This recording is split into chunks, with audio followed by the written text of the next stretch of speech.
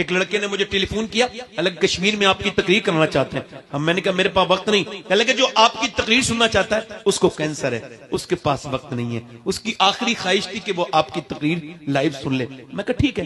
میں گیا، اس کا نام محمد سلیم تھا. میں نے سنا، میں نے اس سے پوچھا سلیم بھائی کیا حال ہے؟ کہنے لگے اللہ کا شکر ہے. میں نے کہا میں نے سنا ہے آپ کو کینسر ہے. کہنے لگے کینسر کی وجہ سے ہی اللہ کا شکر ہے. کیوں؟ کہنے لگے میں نے بغیر کینسر کے بھی سید صاحب کچھ لوگوں کو اچانک موت نہیں آ جاتی ایکسیڈنٹس، مگر میرے رب کا کرم ہے 2 مہینے پہلے مجھے ڈاکٹر نے بتا دیا تجھے مرنا ہے. میں کہا پھر؟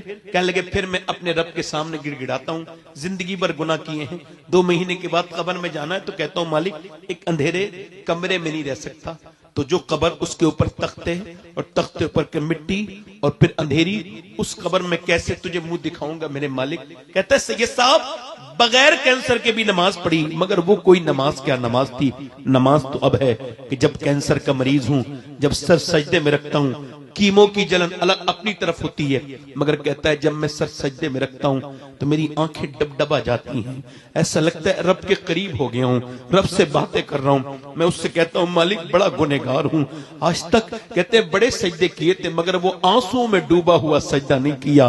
کبھی میں سروا سجدہ جو میں ہوا کہیں تو زمین سے آنے لگی صدا، تیرا دل تو ہے صنم آشنا، تجھے کیا ملے گا نماز میں، تو نے کبھی ایسی نماز ہی نہیں پڑھی.